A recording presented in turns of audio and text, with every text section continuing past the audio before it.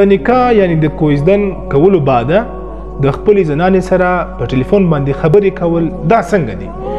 ګوره دغه مثلا نن سبا ډېر خلک پوښتي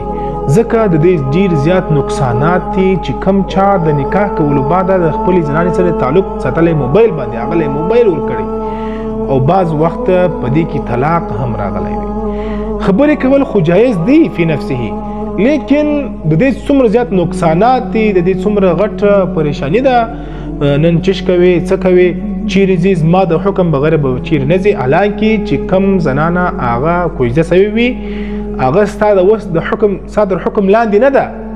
ستا حکم یا ستا خبره منل پر هغه باندې لازمه نه ده، فرض نه ده، هغه به د خپل مور مني، هغه به د خپل پلار مني، هغه به د خپل ورور مني.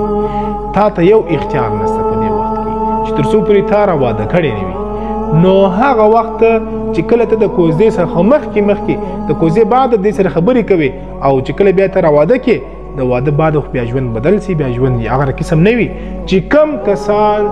د کوژدې کولو بعد د نکاح کولو بعد د خپلې زنانې سره په موبایل باندې تعلق وي، د واده کولو بعد د هغو ژوند